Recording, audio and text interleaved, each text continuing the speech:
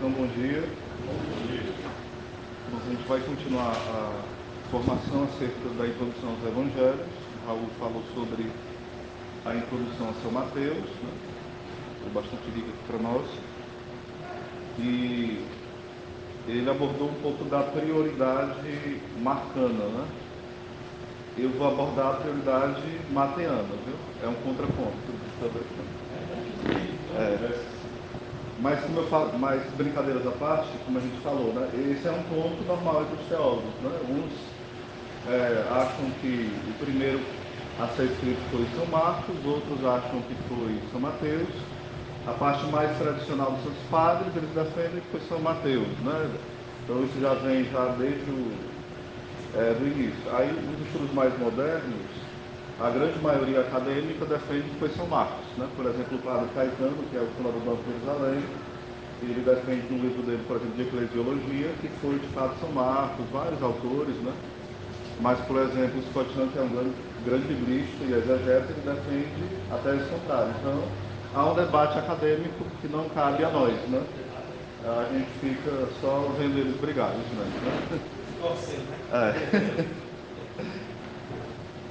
É só uma nota de rodapé. Aí, sobre o Evangelho de São Marcos, eu vou lendo alguns pontos e vou comentando, certo? Eu vou usar aqui um livro do professor Felipe Aquino, aí eu vou dizendo as fontes que eu estou usando, certo? Aqui é o comentário, tipo, algumas chaves de leitura dos Evangelhos e dos Atos dos Apóstolos. Ele vai falar assim. E ele vai usar muito baseado em Dom Estevão, né? Bittencourt, que era um grande biblista também, né? Que era o diretor espiritual dele. Acho que vocês já escutaram falar do Dom Estevão, alguém, né? Ele era muito beneditino. Quem escutou falar do Dom Estevão? Alguém? Eu falar assim, São Marcos era filho de uma mulher cristã, de nome Maria, em cuja casa reuniam-se os primeiros cristãos de Jerusalém. Referência a Atos 12, versículo 12. Onde foi se refugiar o próprio Pedro após a libertação milagrosa de Herodes. Dirigiu-se à casa de Maria, mãe de João, que tem por sobrenome Marcos. Atos 12, 12. Isso aqui é uma afirmativa. Só que eu queria fazer também o adendo. Quando tem afirmativas assim, não tem um parênteses, nem aspas, a gente não tem que comprar o que está sendo dito. Isso aqui é uma hipótese, né? É provável que seja esse Marcos filho dessa Maria, é provável. Aqui eu não estou condenando o professor Felipe não, viu? Apenas ele não está colocando o rodapé, que é uma hipótese, né? São Marcos não foi apóstolo, mas discípulo deles. Mateus era apóstolo. Não era apóstolo. Marcos Isso. São Marcos não foi apóstolo, mas discípulo deles, especialmente de Pedro, que o chama de meu filho. 1 Pedro 3, 5, 13. 1 Pedro 5, 13. Foi também companheiro de São Paulo na primeira viagem missionária. Atos 13, 5. Eu estou citando que eu estou gravando, depois vocês podem até, se não anotar agora, fica na gravação, certo? Colossenses 4, 10. 2 Timóteo 4, 11. E ele era primo de São Barnabé, isso está em Colossenses 4, 10. E tem uma briga lá em Atos dos Apóstolos, depois tem reconciliação, né? Então, parecia que o temperamento de Barnabé, Paulo e Marcos não era assim lá tão manso no início, né? Havia umas brigas e tudo.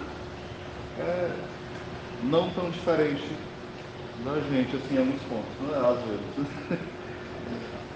A diferença é que eles eram muito santos, mas nós teremos disso, se Deus quiser, né? Marcos, ele era hebreu de origem.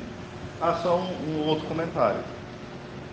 Alguns defendem que ele era um dos 72, mas isso também é bem improvável. Alguns falam que provavelmente ele foi aderindo à questão de seguir Jesus, mas não entre os 72, foi posteriormente, né? Mas não foi entre os 72. E há quem defenda que ele era um dos 72. Então também é uma questão aberta, certo? bem jovem, tá? Isso, bem jovem. Ele era hebreu de origem, nasceu provavelmente fora da Palestina, de uma família abastada, São Pedro teve certamente consigo em suas viagens a Roma, onde Marcos escreveu o evangelho pregado por Pedro. São Marcos narrou poucos discursos de Jesus. Porque São Marcos, que Mateus tem lá muitos sermões, sermão eclesiástico, sermão da montanha, tem vários sermões, tem vários discursos, né? Já São Mateus, ele é muito resumido, como a gente percebe, ele é o menor ali, e geralmente ele foca mais nos milagres. Por exemplo, de Marcos 1 até o 8, tem 15 milagres. E de 8 até o final tem mais 3. Então, ao todo são 18 milagres.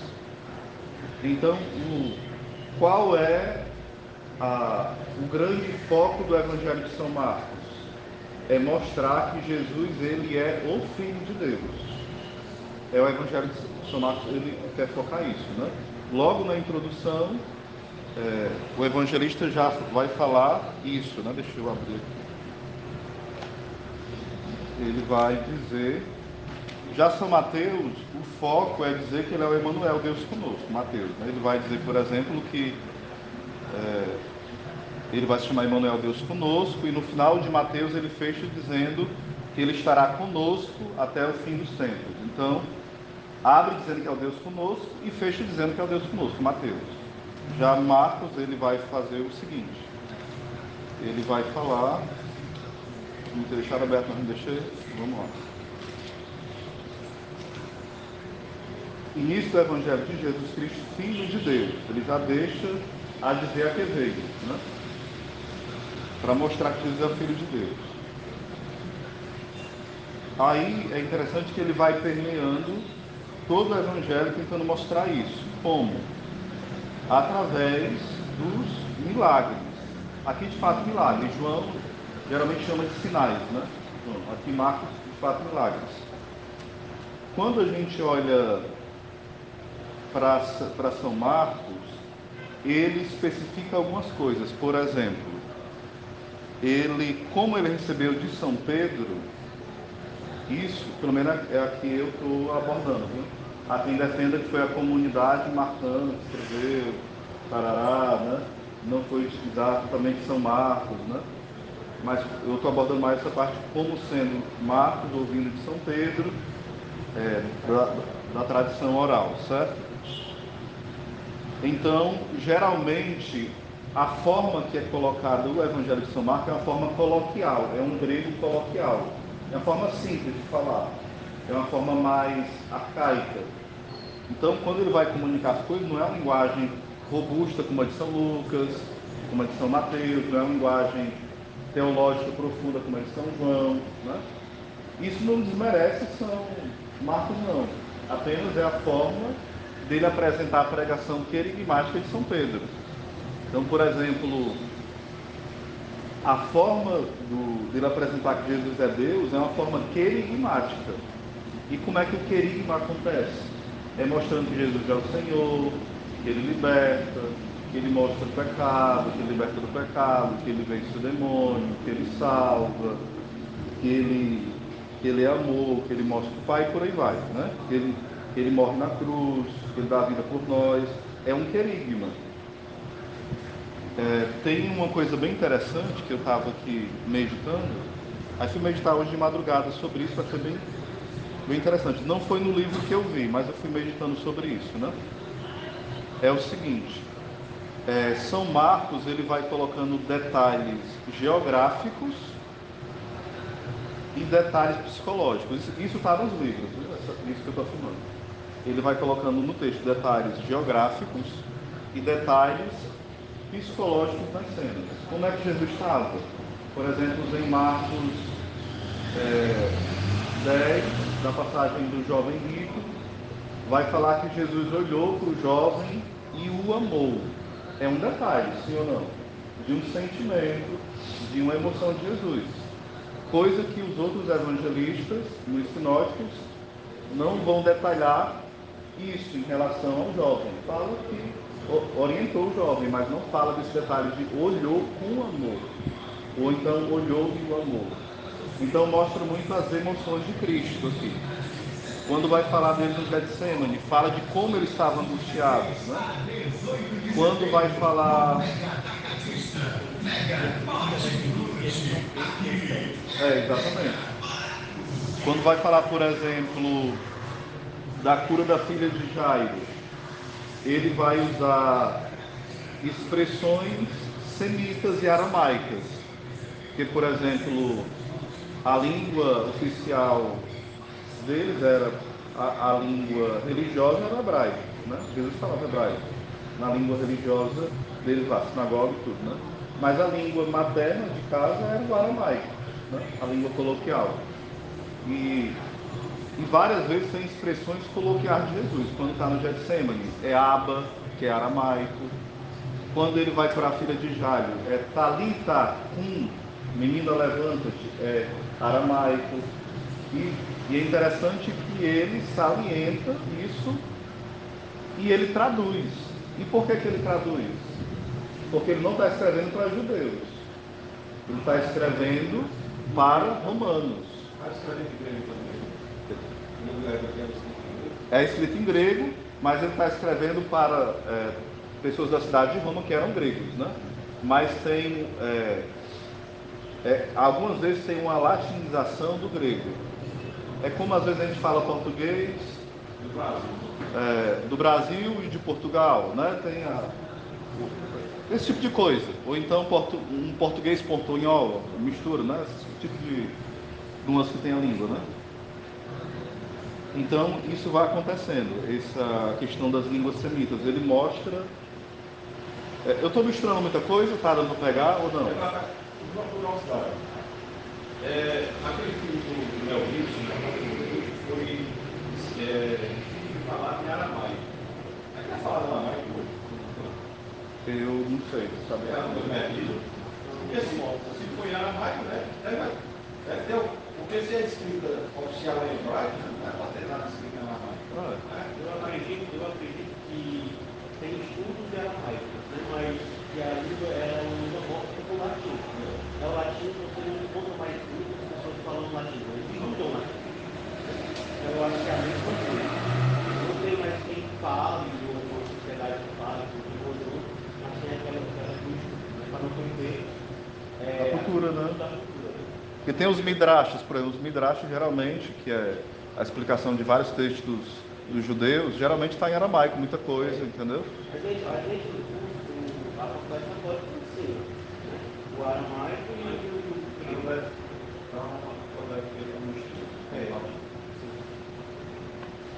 Aí eu embromei e falei o que eu falei para a noite, mas falei o que eu pensei, né?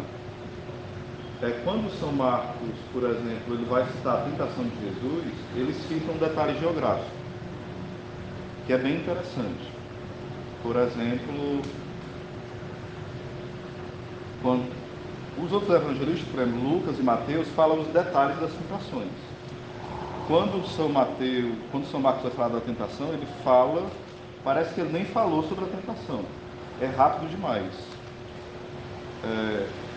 É tão rápido que eu não estou nem achando onde é que está.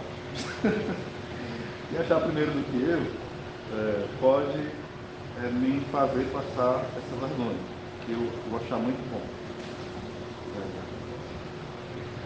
Quando vai falar que Jesus, pronto, Marcos 1, eu passei sozinho, tá? Marcos 1:12. Logo depois o Espírito impeliu para o deserto. Ele permaneceu no deserto durante 40 dias, sendo tentado por Satanás, estava com os animais selvagens e os anjos o serviam. Tem 2 versículos para falar a tentação do deserto. Foi na parede que é 2 versículos sobre a tentação. Só que aqui tem um detalhe geográfico, ou seja, que tira a nossa ideia de deserto que a gente tem. Às vezes quando pensa, Jesus estava no deserto do Saara, né? Um bocado de areia, né? Às vezes no imaginário popular está muito isso, né? Jesus no deserto, não tem nada, o sol escaldante, somente ele sozinho lá abandonado, né? Tem filmes que retratam isso na tentação. Isso. E às vezes não vê como eram os desertos lá naquela região, né? e como era de fato o jejum daquela região. Né? Aí vai falar sobre os animais selvagens e os anjos os serviam. Aí por que eu entrei nesse detalhe? Porque os outros evangelhos vai mostrar que o demônio chega, apresenta o Salmo 91 para Jesus, que é o salmo que está aberto em toda casa católica que tem a superstição de achar que você lê a Bíblia só abre o Salmo 91 que o demônio vai embora, né? Mas é o salmo que o próprio demônio se pretendeu exegeta e enganar Jesus com ele. E por que ele faz isso, né? Lá no Salmo 91 tem uma parte onde vai dizer justamente o seguinte, que o anjo do Senhor, Salmo 91, versículo 11, pois aos seus anjos ele mandou a teu respeito, que te guardem todos os teus caminhos, eles te levarão em suas mãos, para que não tropeces com o pé em alguma pedra. Andarás sobre cobras e serpentes, e calcarás leões e dragões. Esse salmo, como a maioria dos salmos, ele é cristológico, ele é messiânico. É uma profecia em relação ao Messias. E aqui mostra o que esse versículo, em especial. Jesus cumpriu esse salmo? Cumpriu. Mas não cumpriu do jeito que o demônio queria. Porque o demônio queria que Jesus cumprisse fazendo o quê? Dando um experimento. Pulasse, fizesse um espetáculo, que os anjos vinham, seguravam ele e saíam voando, né? Ou então, levitando. Jesus mostra que ele não é o Deus do espetáculo, da peritoperi, como é que diz aí, gente? Universitário, professor, mestre, muito bem, essa palavra. É interessante que Satanás queria que Jesus fizesse tal sim. Exatamente.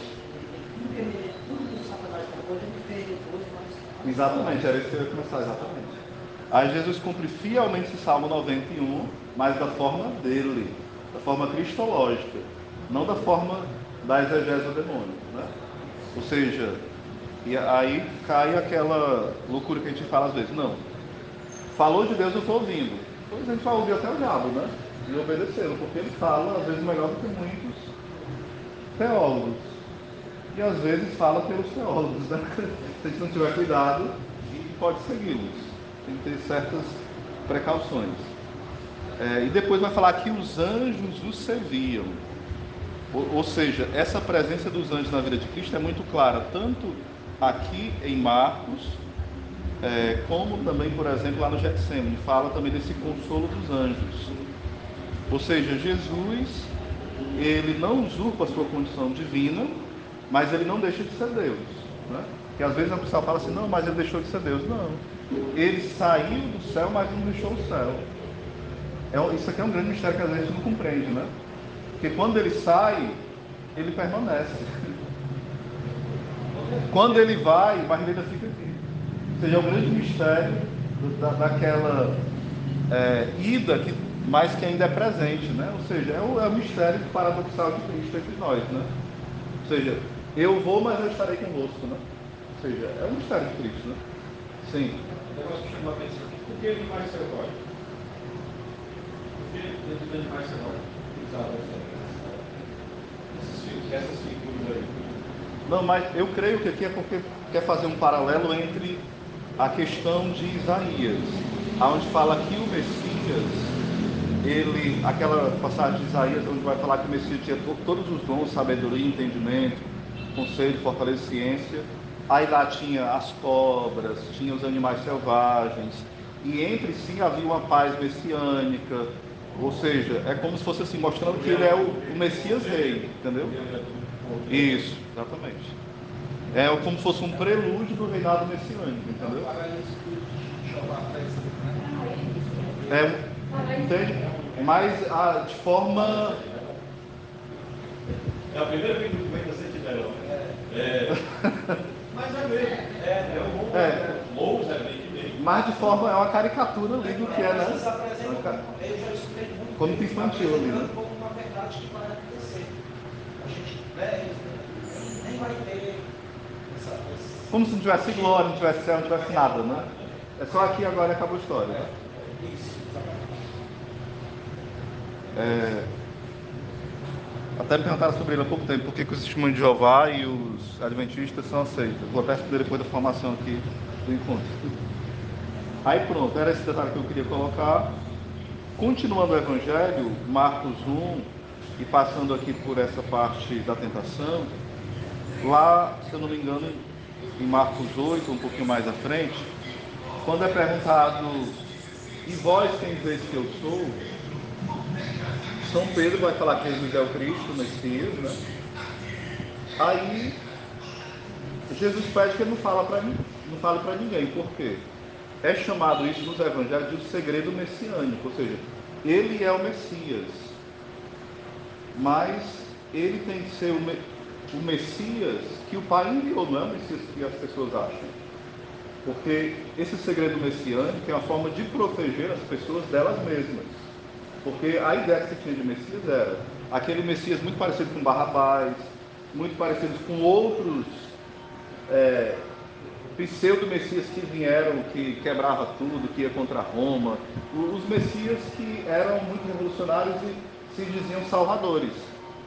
Por isso que, entre aspas, em alguns pontos, né, alguns desconfiaram de Jesus. Claro que depois eles não foram desculpados porque tinham sinais concretos, né? Mas a princípio houve muito messias falsos milagres, né? Falsas coisas, né? Isso diferencia muito esse lógico de João. João é totalmente diferente. Ele não apresenta Jesus escondido, ele apresenta Jesus transfigurado. Isso mesmo. E mostra logo ele, o Jesus vindo do céu, logo, de forma bem clara, né? O verbo vindo, né? Essa questão aí da Jesus ser Deus, né? E agir humanamente, São Paulo, ele disse, né?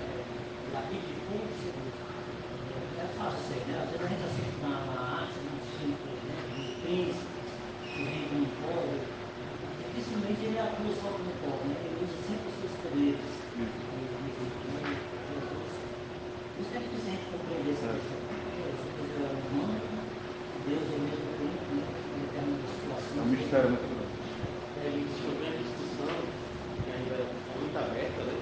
Entre os teólogos no mundo inteiro, a questão de se Jesus, de fato, na questão dele ser Deus e ser humano, se ele tinha as visões de Deus como humano. Né? Visão beatífica. Se ele tinha a visão beatífica, né? Então, essa é uma questão muito aberta. Se ele tivesse a visão beatífica, ele teria visto tudo que ia acontecer de fato. O demônio não precisaria mostrar para ele as coisas, ele teria visto que ia trair, de fato, o que ia acontecer. Então, isso ainda é muito aberto. Né? A discussão ainda é muito aberta. Interessante que nomear para poder falar para a missão da Comunidade lembrei do seguinte tempo, né? Jesus havia parece que para a época, né? Ele fala que era um jovem, mas a expectativa de vida nessa época era uns 40 anos, no máximo não herói. Se não, aquele pessoal que deu 30 anos era fora de padrão. Então, e dos 12 aos 30, esses 18 anos, né? O que é que Jesus fez? E onde que eu disse que ficaria? Mais uma coisa deve ser bem simplificada, imagine, aí o que é que eu imaginei comigo? Quase que eu ele está em casa, enquanto vai fazendo os banquinhos dele, né? Sim. Lá, não sei, né? É uma coisa estranha, tem essas variações que lá faz comigo, o cara que está rodando na rede Record, ele puxa algumas coisas literalmente mas tentar tirar a visão. Aí, normalmente na idade dessa, 30 anos, ele era para estar casado. Então tem umas. Mas aí fica curioso. Só uma coisa que eu sei. Às vezes nós temos uma discussão bem concreta, veio em cima desse poder. Alguns diziam assim, alguns não, uma pessoa disse assim, que Jesus não sabia o que ia acontecer. o Zé disse, é mistério. Eu acredito que Jesus sabe de tudo. Como você, como Deus, né? Como Deus, ele sabe de tudo. E como homem, ele limitava, ele acreditava dessa coisa. E você tem essa noção nas próprias falas de Jesus, né? Quando ele diz a Judas, faz o que tem que fazer, né? Ele já sabe. Quando ele anuncia 3 vezes que vai ser entregue, que vai passar por cruz, que vai morrer, que vai ressuscitar, então ele sabe toda a história que vai acontecer. Mas ele vive o tempo presente, né? Ele É um mistério, é um mistério. E quando ele trabalha, ele não revela o que é que vai acontecer do lado. Ele dá as pistas, mas ele não revela. Né? Tipo, ele sabia de fato que Judas ia entregá-lo, mas ele não revela isso a Judas literalmente. Né? Ele não fala, você vai me entregar, você que. Ele não revela isso. Porque se ele revelasse, ele também ia dizer, tu pode converter depois, tu pode pedir perdão. Então, ele não revela, ele deixa que o recurso humano aconteça. Principalmente essa discussão de fato. Ele tinha a visão beatífica ou não. De fato é um mistério. Eu acho que muito, particularmente, com a minha humilde opinião, né, de quem está terminando o curso de teologia, eu acho que a gente nunca vai chegar a um entender sobre isso. Porque é muito aberta, a discussão é muito aberta ainda. Não dá para. O que Santo Afonso fala, e alguns, eu estou com o Jair, né? nessa opinião. E ele está com Santo Afonso, Santo Tomás e vários outros doutores, né? Eles dizem o seguinte, e o Padre Rui Marinho, vários dominicanos, eu volto já para o tema, viu? Só porque eu gostei desse também. Eles falam que existem os 4 níveis de conhecimento em Cristo. Aí tem um conhecimento divino, como verbo, o conhecimento beatífico, porque ele é a alma mais santa que já existiu, porque ele tem uma alma humana. E esse conhecimento beatífico foi dado desde o momento que ele foi concebido, né? Isso a visão de Santo Afonso, a visão de Santo Tomás e vários outros doutores, né? A galera aí, e os dominicanos como o Padre Rui Marinho, o Padre Garrigo Lagrange, vários outros teólogos bons, né? E aí tem um conhecimento infuso, que muitos santos receberam, e Jesus recebeu em plenitude, que é uma inteligência que é infundida ali, né? Que alguns santos que eram analfabetos receberam, como Santo Catarina de Sena, vários outros santos, que o teólogo ele não vê nem poeira, quando o conhecimento difuso vem alguém, ele fica assim, vai, como é que o analfabeto desse sabe e eu não sei, né? E o conhecimento adquirido, que é o conhecimento que a mãe dele ensina, os familiares, o rabino. Então, às vezes, a gente pode ficar muito no conhecimento adquirido só, que é o conhecimento, ele como 100% homem. Então, os tomistas, os agostinianos fazem muito essa distinção desse conhecimento adquirido e esses outros 3 níveis de conhecimento. Aí eles colocam essa questão da parte superior da alma de Cristo e a parte inferior, a parte sensível. É um tema bem complicado, vamos pular para outra parte aqui. Tá? Eu não sei, é aberto, deixa claro.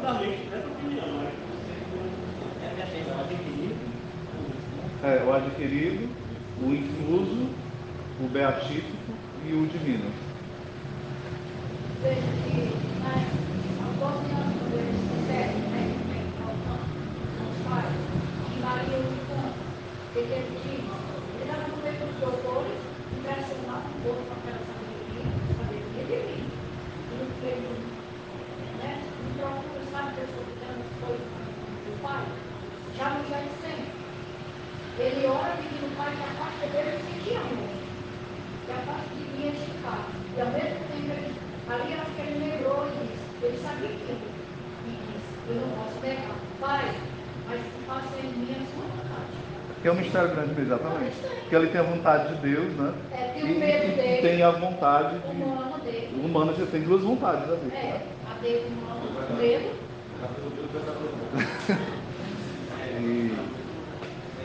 Sim, voltando aqui, sobre a questão de São Marcos, por exemplo, ele vai tentar escrever para Roma, ele escreve, né, pelo menos o que é dito, aí ele vai usar alguns termos que colabora que de fato ele escreveu para romanos, tá? Que é para todos nós, óbvio, né? Escreveu em grego, aí usou termos latinos e tal.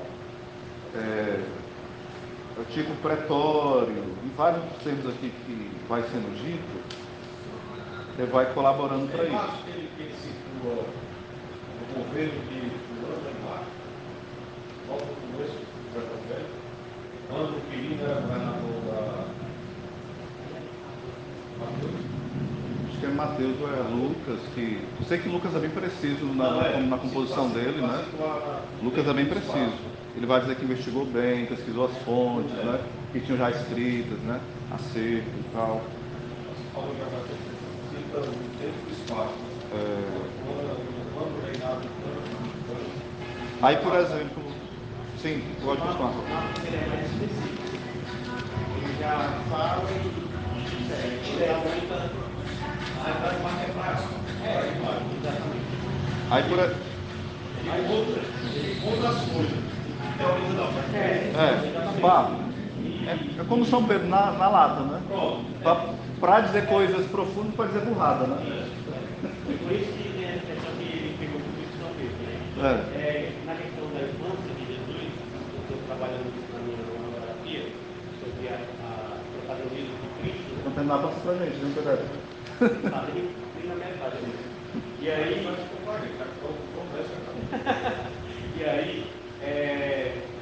estou trabalhando com o protagonismo na juventude. E aí eu pego as escrituras para falar sobre isso. E quando chega em Jesus, a gente percebe, e aí se você tiver a curiosidade de ir lá nos apócrifos, você vai ver que algumas coisinhas lá, algumas migalhas, vão falar sobre esse período de Jesus, né? Não muito, não uma coisa absurda, mas vai falar. E fala que Jesus ele era um jovem como os outros jovens da aldeia. Ele não era um menino extraordinário como deveria ser. Ele era como os outros da aldeia. Ele se misturava, ele aprendia com o pai, né, a carpinteiro, depois foi carpinteiro. Né? Ele tinha uma vida comum da aldeia. Quando Jesus se pega aos 12 anos, que está lá ensinando e falando para os doutores, Maria e José, eles pensam que Jesus estava voltando, conversando com os outros ali naquela volta. Né? Só que, por que eles pensavam isso? Porque eles viam Jesus como aquele que se envolvia com os outros. Né? Jesus não era uma pessoa à parte, foi criado à parte, porque era... Não, ele foi criado envolvido com a aldeia. Né? Aquilo ali estava acontecendo lá. Então, lá nos apóstolos vai ser mais ou menos parecido com isso. É muito interessante, porque na Bíblia mesmo você não encontra muita coisa dessa época. E lá já conta algumas fagulhas. É interessante. Aqui vai falando assim sobre a questão latina, né? Algumas palavras que é usada no Evangelho de São Marcos, né? Censo, centurião, denário, legião, flagelo e vigia, né? Não é vigília, é vigia mesmo, né? Ou seja, vários termos que eram muito próprios dos romanos. Então vai mostrando que era para pessoas que tinham língua grega, mas que moravam em Roma. Não quer dizer que eram cidadãos romanos, porque o termo cidadão romano dava direitos específicos a alguém. Né? Por exemplo, Paulo era cidadão romano. Não quer dizer que todo mundo que morava em Roma era um cidadão romano. Né? Tinha direitos, é tanto que Paulo, quando era julgado, né? Olha, eu levei tantas chibatadas, eu sou cidadão romano. Aí o pessoal ficaram com medo, né? Peraí, vamos amenizar aqui, né? Tem que ser 39 menos tanto, né? Exatamente. Aí aqui fala algo interessante também, que São Marcos pode ter sido um rapazinho aqui de Marcos 51, 52, que ele mesmo relata, né? Marcos, capítulo 51, 52. Se vocês quiserem abrir para mim. É esse mesmo, é esse. Alguns na tradição dizem que pode ter sido ele e ele está fazendo tipo uma confissão velada, tipo dizendo assim, foi eu, ó. Marcos 14, do 51 ao 52. Aí acharam isso no antigo escrito cristão, né? Em algumas atas cristãs bem antigas. Actas Sanctorum, né? O jovem vestido só com o sol está fazendo o que é bom e ele surpreendeu. Mas o jovem lá com o sol e Aí, isso aqui é o que está no texto, nada que diga que é São Marcos, né? Mas textos fora da Bíblia falam que era São Marcos, entenderam? Algumas fontes antigas lá dos primeiros séculos. Aí eu cito aqui uma tal de algumas atas primeiras dos cristãos, né? Aí teria que pesquisar direitinho para mandar para vocês depois. Que atas são essas, né? Para encerrar... Realmente esse negócio de estar jogado não estava jogado. tem que pegar outras fontes. Apareceu lá no final esse rapaz, É por isso que ele está dizendo assim, por que isso aqui? Por que feito isso? Aqui tem um porquê, entendeu? É como se ele tivesse, não, eu tenho que confessar alguma coisa. Pedro já confessou várias coisas aqui, Pedro disse que vacilou, porque assim, o Evangelho de São Marcos não elogia Pedro, geralmente. Só conta em detalhes as burradas, as coisas que ele fez, das vaciladas que ele deu. É como se São Pedro falasse assim, ei, pode contar aí, ó, eu fiz essa besteira aqui, pode descer a lenha, né? Isso aqui eu cometi, eu pequei, né? Estou falando da linguagem cearense aqui, né? E no final, a gente tem o centurião romano confessando que Jesus realmente é o Filho de Deus. Então fecha com chave de ouro.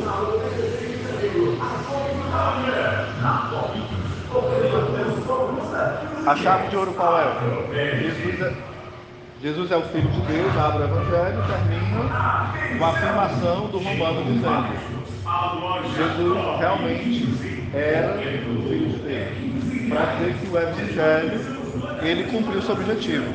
Quer dizer que esse soldado era histórico? Sim, mas é um histórico simbólico também, porque ele simboliza a evangelização desses de Roma, entendeu?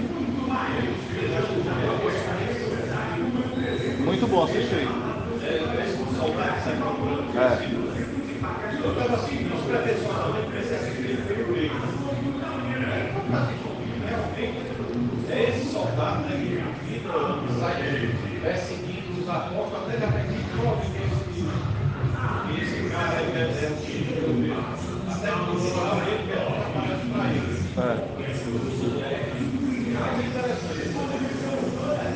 É a ressurreição o nome do filme, né?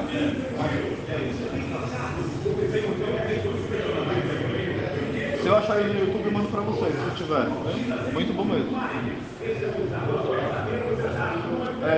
Eu assisti ele na época na Netflix.